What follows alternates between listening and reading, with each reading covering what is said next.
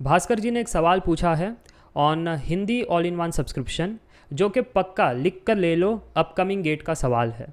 सवाल ये है कि अगर ए मैट्रिक्स हमारी 3x3 इस प्रकार से है, which is an orthogonal matrix and x bar is equal to 1 2 3 is a vector, then the length of vector A x bar is what, rounded off to 2 decimal places. Video को pause कीजिए, try कीजिए, और मुझे पता है आप क्या कर रहे हो। आप कर रहे हो मेथड 1 का इस्तेमाल, यानी सर जी ए की साइज़ है 3x3 और x ये जो वेक्टर है इसकी साइज़ है 1 रो और 3 कॉलम। तो अगर कोई मुझसे length of vector A x bar मांग रहा है तो यहाँ पर थोड़ी सी तकलीफ़ है, क्योंकि a की जो साइज़ है वो तो है 3x3 और x बार की साइज़ है 1x3, तो ये मैट्रिक्स मल्टीप्लिकेशन होगा नहीं। तो क्या करें? तो इस केस में आपको x बार को लिखना है एज x ट्रांसपोज का स्टाइल में, और आपको कहना है कि एक्चुअली हमारा x बार का जो स्टाइल है वो इस प्रकार से होना चाहिए, 3 रो 1 कॉलम और 1 2 3 इस प्रकार से।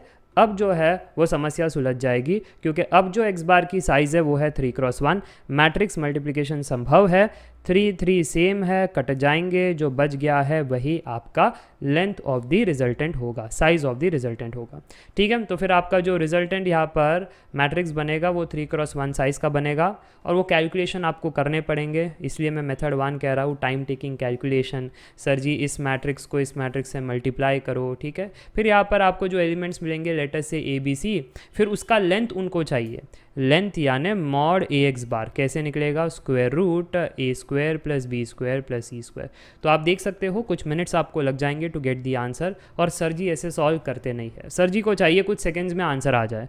अब वो कैसे आएगा मैं आपको बताता हूँ, मेथड 2 से आएगा, और वो ट्रिक तो मैं डायरेक्ट दे सकता हूँ, पर ट्रिक के पीछे का लॉजिक आपको समझना ज़रूरी है। सबसे पहले उन्होंने कहा है कि ए मैट्रिक्स कैसी है, ऑर्थोगोनल मैट्रिक्स, राइट। अगर ऑर्थोगोनल मैट्रिक्स है तो उसकी प्रॉपर्टी क्या है, सर जी ए इनवर्स और ए ट्रांसपोज बराबर होता है। चलो इतना क्लियर है। अब आपको चाहिए क्या, लेंथ ऑफ ए एक्स बार, ये हमको चाहिए। मैं कह रहा हूँ फिलहाल के लिए इसको छोड़ो और मेरे को बेसिक वेक्टर का कॉन्सेप्ट बताओ कि अगर मैं आपसे पूछूं कि x transpose into x vectors अगर मल्टीप्लाई होते हैं तो रिजल्ट क्या आता है। वेक्टर कैलकुलस में मैंने बताया था, अगर आपको याद है, answer is mod x square, एक स्केलर आंसर आता है, राइट। दो वेक्टर डॉट प्रोडक्ट में जा रहे हैं, एक स्केलर आंसर आता है इस प्रकार से, mod x the whole square. अब इसको ज़रा इसमें सोचो रिवर्स फॉर्म में, ऐसे रिवर्स फॉर्म में सोचो इसके लिए, ठीक है। कैसे रिवर्स फॉर्म में सोचना है कि अगर मैं इसका स्क्वायर कर दूँ मॉड ए एक्स बार का स्क्वायर, तो आप कहोगे ओ अब ये RHS और ये ऑलमोस्ट सेम सेम हो रहा है, तो अगर ऐसा है तो फिर RHS को तो हम LHS के फॉर्म में ऐसा कह सकते हैं, तो अब इसको भी कहो फिर उस फॉर्म में। अगर सर जी उस फॉर्म में कहना हो तो हमको ये कहना पड़ेगा कि दिस इज़ इक्वल टू, पहले वो ट्रांसपोज का वर्जन यानी इसका ट्रांसपोज ए एक्स बार का ट्रांसपोज, फिर मल्टीप्लाई होगा नॉर्मल जो अंदर मैट्रिक्स है उससे यानी ए एक्स से। अब कुछ स्टूडेंट्स के मन में डाउट आ रहा होगा, पर सर जी यही क्यों लिया, एक्स इंटू एक्स ट्रांसपोज भी तो आपका मॉड एक्स स्क्वायर का तो होता है ना। अरे बट आपको साइज़ देखना है, यहाँ पर साइज़ मैटर्स, ठीक है। तो अब ध्यान से देखना कि ए एक्स बार, ए का साइज़ कितना है 3x3, एक्स बार का साइज़ क्वेश्चन के हिसाब से 1x3 है, ले नहीं सकते नहीं तो मैट्रिक्स मल्टीप्लिकेशन होगा नहीं, तो हमने उसको रखा था 3x1 के वर्जन में। अब मैट्रिक्स मल्टीप्लिकेशन होगा, ये कटेंगे, बचेगा साइज़ 3x1, बट वो किसका साइज़ है, ए एक्स बार का। हम क्या कर रहे हैं, उसका ट्रांसपोज कर रहे हैं, तो फिर इंटरचेंज हो जाएगा, 1x3 बन जाएगा, ठीक है। तो इसका साइज़ कितना आ गया 1x3, इसका साइज़ कितना है, इधर ही तो बैठा है 3x1 है इसका साइज़, 3x1। तो ओवरऑल मल्टीप्लाई करो क्या आ जाएगा सर, ये आ जाएगा 1x1 और आपका आंसर आ जाएगा, राइट। ये क्या है, एट द एंड इसका जो आंसर है वो 1x1 का ही आना चाहिए। तो समझ में आ रहा है, ऐसा हमने इसलिए किया। अब सोचो कि उल्टा करके देखें तो क्या होता, जस्ट आपका डाउट है इसलिए, नहीं तो इतना डिटेलिंग नहीं जाता, सीधा आंसर पर ही पहुंच जाता। तो अब ध्यान से देखना, इसका साइज़ है 3x1, इसका साइज़ है 1x3, आंसर आ रहा है 3x3। अरे